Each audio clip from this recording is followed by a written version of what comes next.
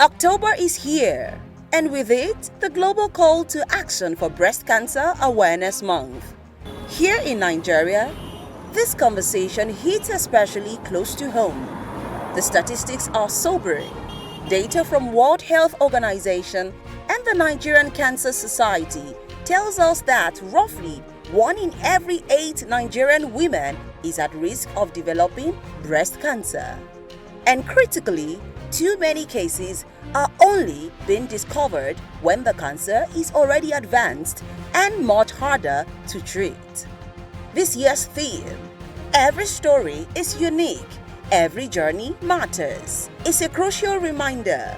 It tells us that behind every number, every statistic is a real woman's story, a journey of courage, loss, and incredible hope. The pink ribbon we wear isn't just a symbol of solidarity. It is a firm promise to ourselves and to one another to stay vigilant, to offer support, and to act early. Joining us today is Dr. Abdurazak Lawal, a consultant surgeon and lecturer at the University of Lagos College of Medicine and the Lagos University Teaching Hospital, LUTH. He's also a passionate advocate for breast cancer awareness. Dr. Lawal will be helping us make sense of what breast cancer really is, why early detection is so powerful, and the deeply personal journeys behind this ongoing fight.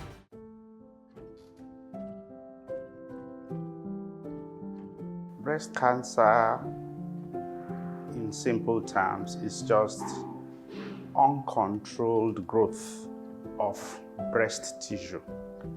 It's normally for everybody, all tissues in the body except a very few continue to grow throughout life. The same thing with breast tissue. However, some breast tissue lose control, just like a car without brakes. That is the problem that happens. And once the tissues of the breast lose control, they keep growing uncontrollably. And that is what we call cancer.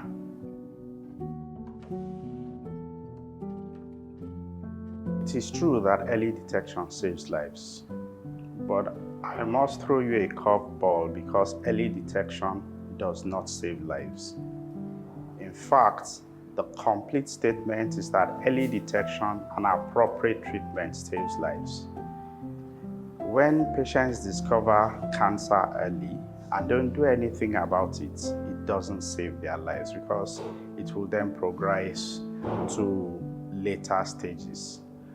However, if cancer is detected early and prompt intervention is given, there is a very high possibility that the life will be saved.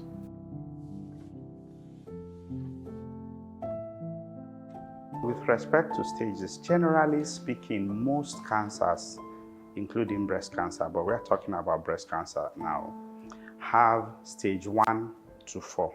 The ones that have just started, that have shown abnormal growth, that have shown potential to invade other tissues because of their uncontrolled growth. And some that despite the fact that their growth is uncontrolled, they are still confined within themselves. You can see that they are not growing well. I want to give an analogy. Apologies. If somebody is growing mad and the person is still staying within the confines of their compound, the whole world will not know that the person is mad. So that's the pre-invasive one, which is the stage 0. However, once the person is mad and has gone out of their compound, has started beating people up, is removing the clothes and having all sorts of funny behaviors, that is the invasive type. However, with respect to breast cancer, it is usually staged using the size of the lump and also the presence of the cancer cells outside the breast. So if the size is still small, it is most likely stage 1 or stage 2. However, in short, If it is stage 1, it means that the breast cancer, and there are different staging methods anyway. There's the TNM staging method. It stands for tumor, node, and metastasis. And there's also another staging method, AJCC, American Joint Committee on Cancer / TNM staging. I don't think people want to listen. Anybody who wants to know deep into that should come to med school. However, if the cancer is still confined within the breast and the armpit, if it's still confined within the breast, it's called early breast cancer. If it is still confined within the breast and the armpit, it is called locally advanced breast cancer.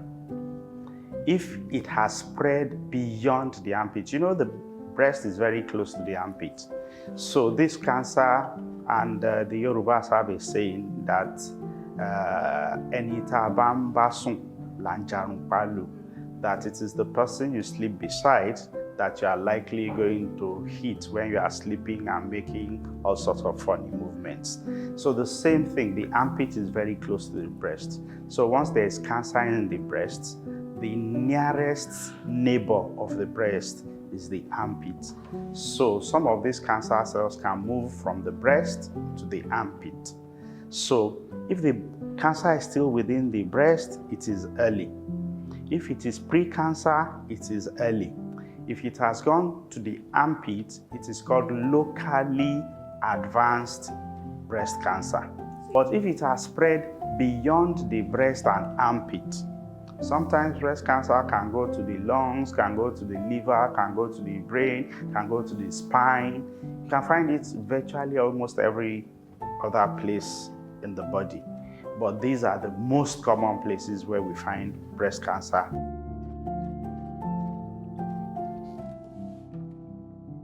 We don't know exactly what. In fact, the question is, what makes her develop a breast lump and the other lady does not develop a breast lump? It's a very difficult question to answer. However, we know of risk factors.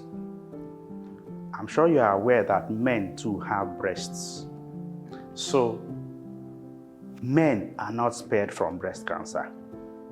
But we realize that there are more women with breast cancer than men. In fact, between 95 to 99% of breast cancers occur in women.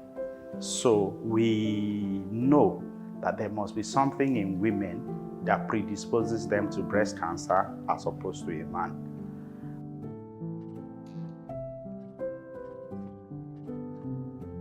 There are also some things that we know protects against breast cancer. One of them is early childbearing. That's when a woman starts her family early, usually before 25 years of age. We also note that women who breastfeed their children are protected from breast cancer. We also note that women who have many children are protected from breast cancer. Some people say contraceptives can cause breast cancer. Some people say it cannot. It's still not completely sure of what is. We also note that women who develop menopause early, that they stop menstruating early, are protected from breast cancer.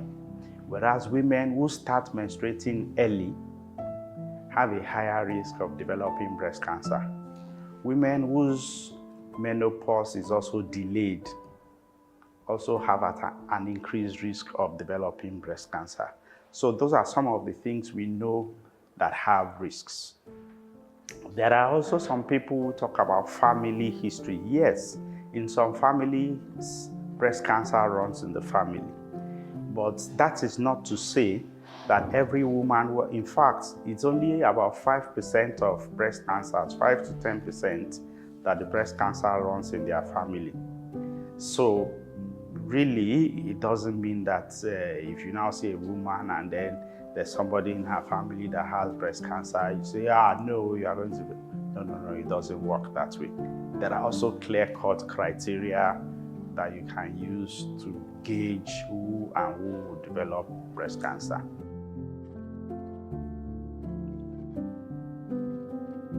Treatment of breast cancer involves treatment of the lump in the breast, treatment of the lump in the armpit, if there is any, and treatment of the lump in other parts of the body, if there is any.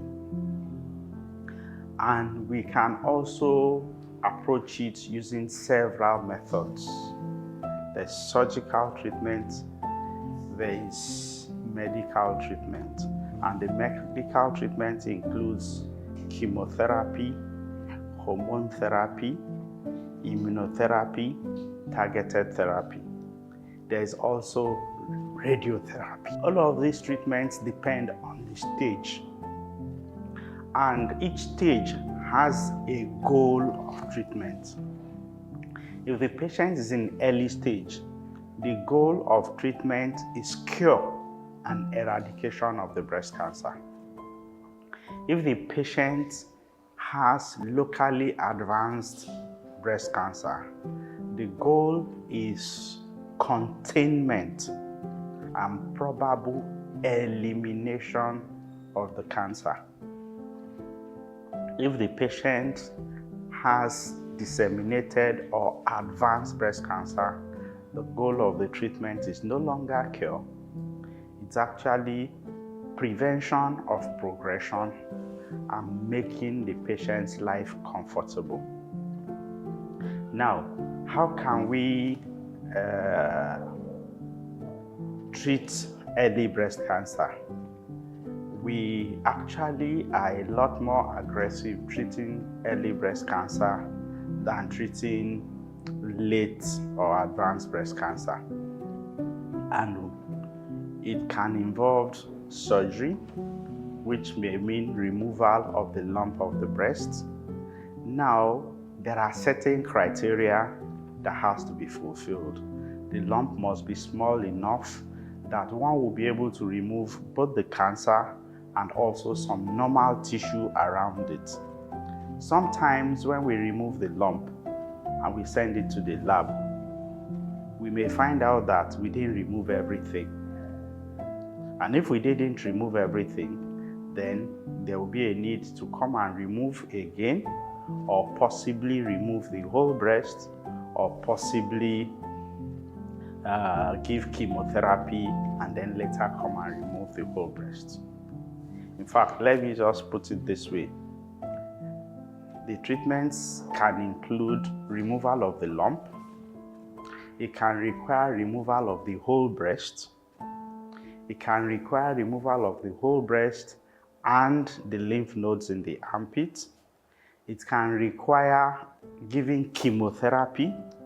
It can require giving hormone therapy. It can require giving targeted therapy. A lot of these things will depend on the biology of the tumor, the result of the histology, the age of the patient, the menopausal status of the patient. So you can see that once we look at all of these variables, you see that there are a lot of things we consider. If they are removing your breast, it doesn't mean that is the end of the world.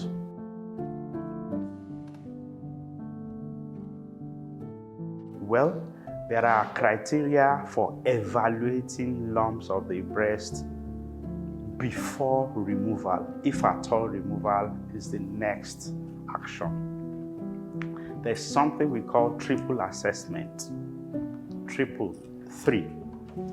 So the first one is the clinical evaluation. That means after you have determined that you have a lump, you then go to a physician, a proper physician, please, and get them to evaluate your breast. And there are certain criteria that they've been taught to look out for. That if you see this, if you see that, then you should think that it may be cancer. After that, you do what is called radiologic evaluation. You know, I've talked about clinical evaluation.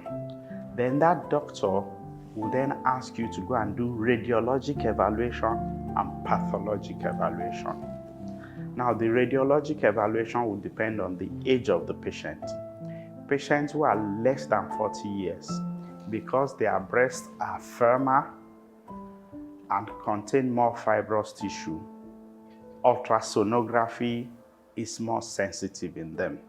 Whereas patients who are older than 40 years, their breasts are less dense, and these breasts have been replaced a lot by fatty tissue.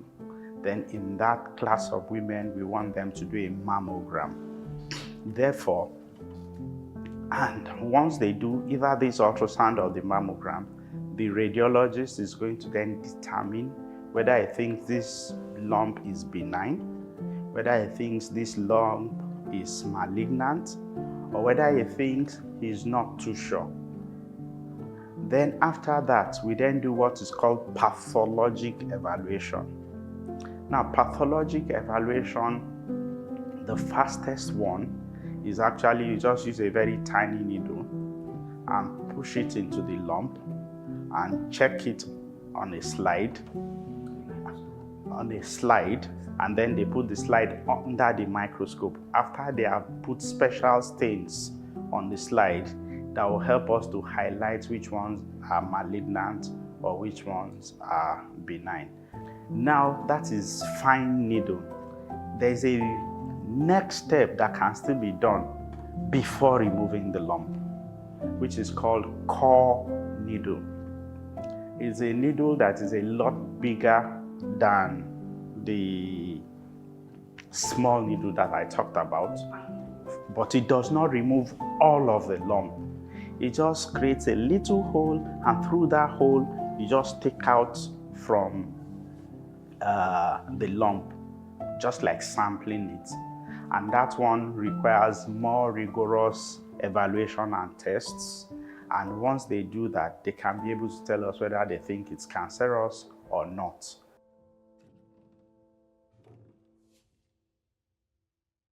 The denser the breast, the more likely the woman is going to have breast cancer. Why, we don't know, but it's an observation. Do you understand? So the denser the breast, the more likely the woman would have breast cancer. However, when we talk about sucking the breast, I agree that the more you suck the breast, the less likely the woman is going to develop breast cancer. However, the breast we are talking about is lactating breast. That is breast that is bringing milk. And in fact, it is supposed to be for the baby, not for the husband. I know a lot of men like sucking breast, but I don't know how many men like sucking breast that has milk. But if a baby is sucking a lactating breast, it protects against breast cancer. But if anybody is sucking a non-lactating breast, I haven't seen any evidence that it protects against breast cancer.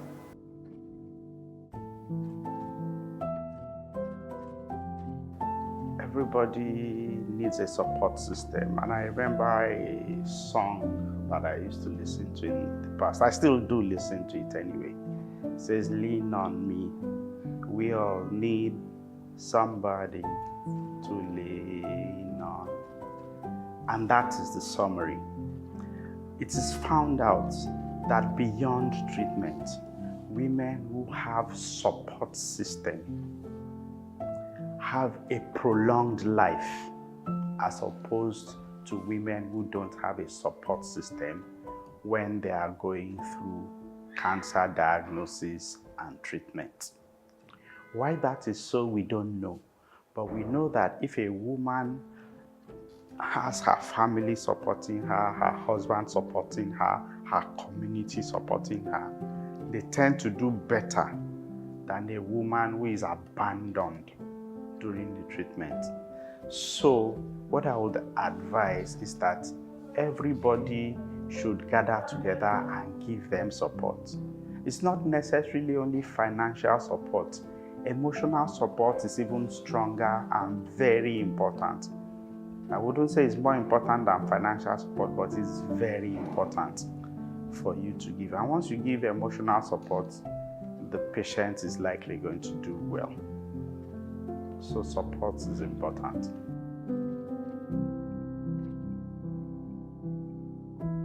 For men, it's still the same thing. Usually breast cancer, one of the greatest problems we have with breast cancer is that it's not painful, especially at the beginning. It's only when it's very advanced or locally advanced that it becomes painful. And that makes it difficult for us to be able to really get patients to agree to treatment.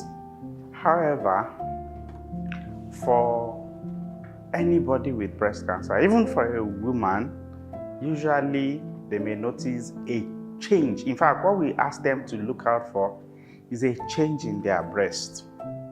So we usually advise women to do self-breast examination every monthly cycle. That is just about a week after their menstruation. And once they know how to do breast self-examination, there are several leaflets that show it. So many NGOs go about educating people. There are some good websites, cancer.org, breastcancer.org, and so many, even some educational institutions like some hospitals, some universities have it on their website. I wouldn't really advise people to go visiting Google and things like that. But any which way, the material is out there. Do examination of your breast every month. And once you do that, you will find out that it is always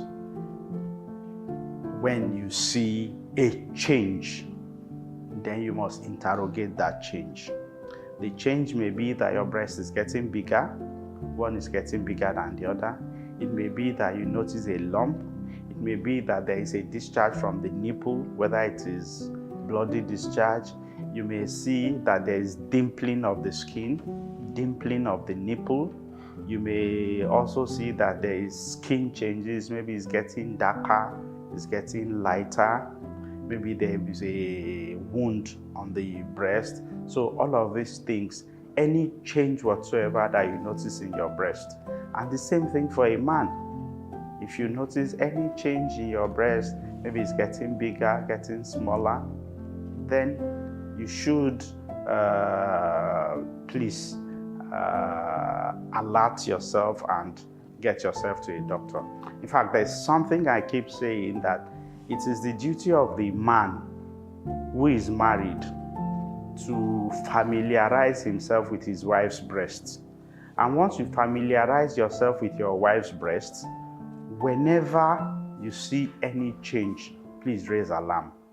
And that would help a lot in early detection.